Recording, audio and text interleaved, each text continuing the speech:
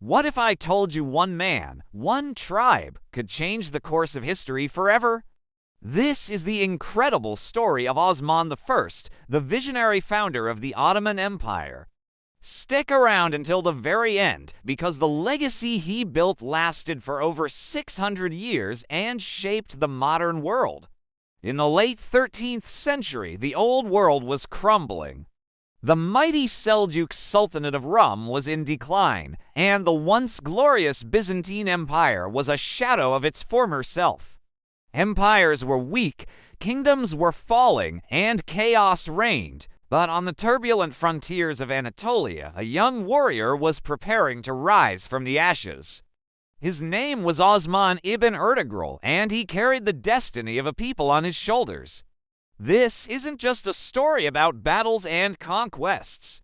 It's the story of how a small tribe, driven by faith and a powerful vision, laid the foundation for one of the most enduring empires in human history. Osman was born around the year 1258. He was the son of a legendary figure, Ertugrul Gazi, the respected leader of the Kai tribe. The Kai were part of a larger group of Oghuz Turkic nomads who had migrated west to escape the Mongol invasions. Growing up on the frontier, life was tough and survival depended on strength, courage, and unwavering loyalty. From his father, Ertugrul, Osman learned the art of war, the importance of tribal unity, and the skills of leadership. He spent his youth honing his abilities as a horseman and a warrior, mastering the sword and the bow. But his education wasn't limited to the battlefield.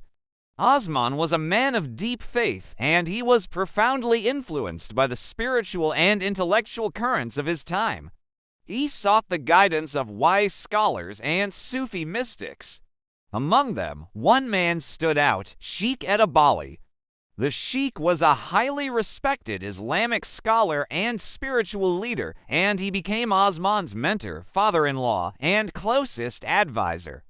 Edebali instilled in the young warrior a powerful vision of a state built on justice, piety, and the protection of the innocent. This blend of martial prowess and spiritual depth would become the defining characteristic of Osman's leadership and the moral compass of the empire he was destined to create.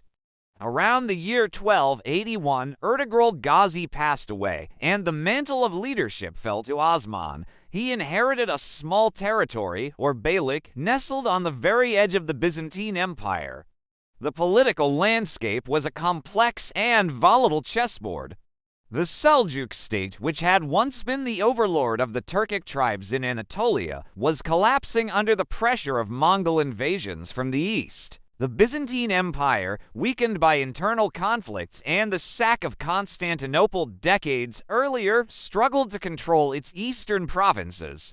The borderlands were a mosaic of independent Turkic beyliks, Byzantine fortresses, and lawless territories.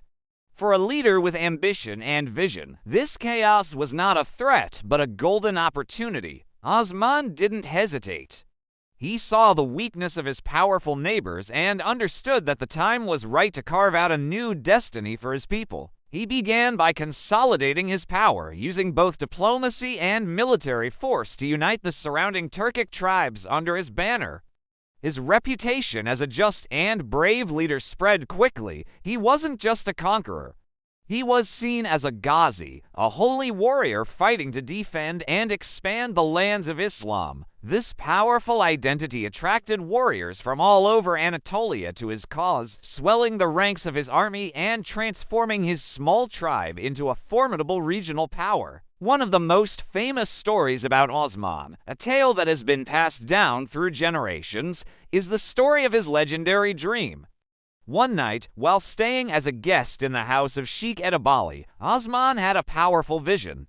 In his dream, he saw a moon rise from the chest of the holy sheikh and enter his own. Then, from his navel, a magnificent, colossal tree began to grow.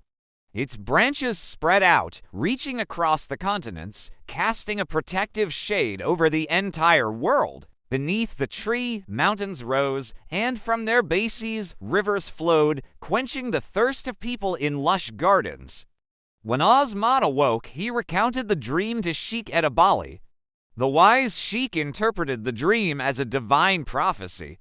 The moon was Edebali's daughter, whom Osman would marry, and the great tree symbolized the vast and powerful empire that would spring from their lineage.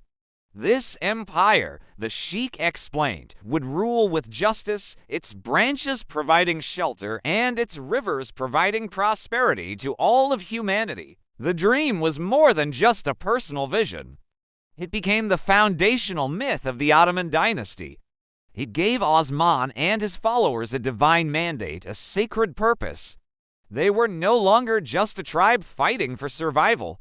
They were the architects of a world-spanning empire ordained by God. This belief fueled their determination and inspired them to achieve the seemingly impossible.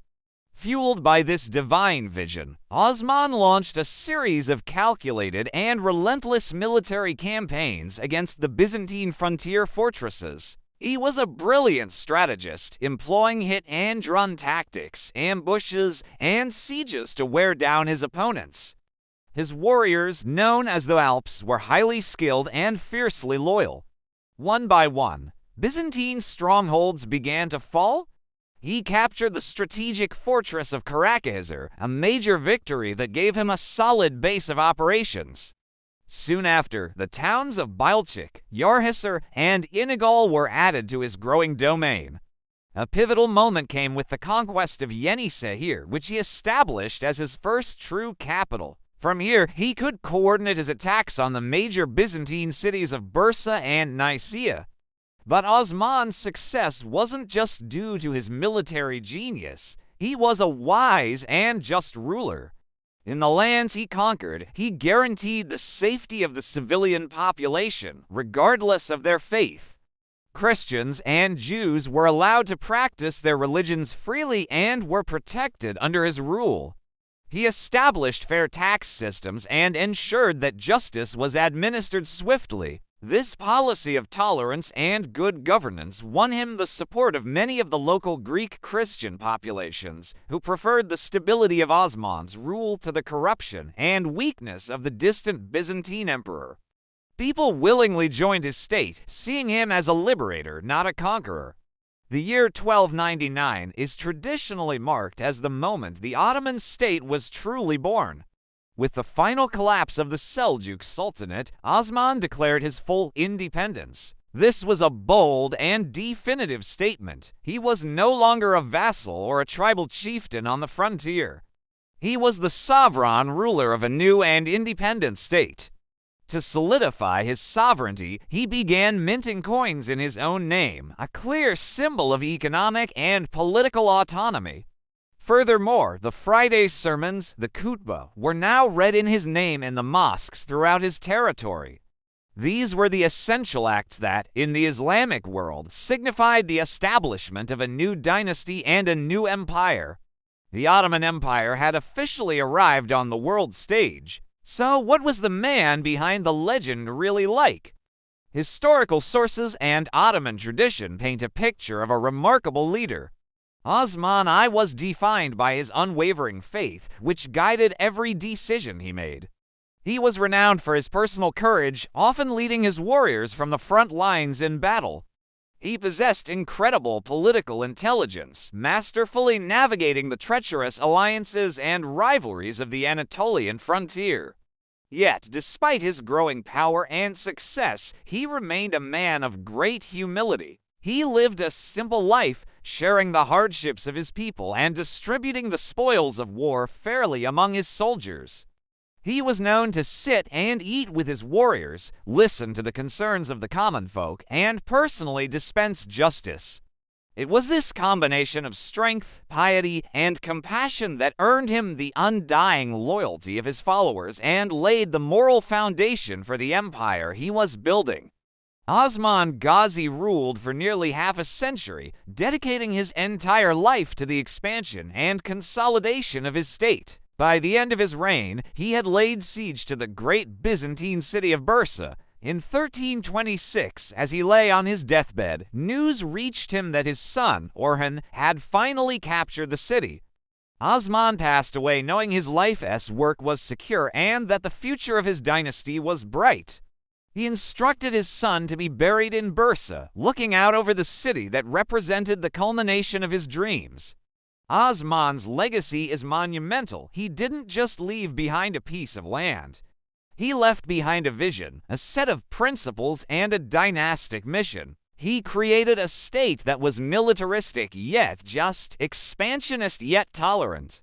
This unique formula allowed his successors to build upon his foundation, transforming a small Anatolian beylik into the Ottoman Empire, one of the largest, longest-lasting, and most influential empires in world history. A power that would dominate the crossroads of Europe, Asia, and Africa for the next 6 centuries.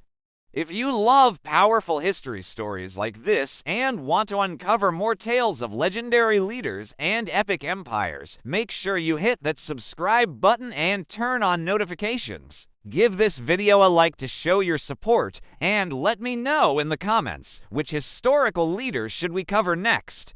We have so many more epic stories coming your way, and you won't want to miss them. Thanks for watching, and see you in the next one. The story continues.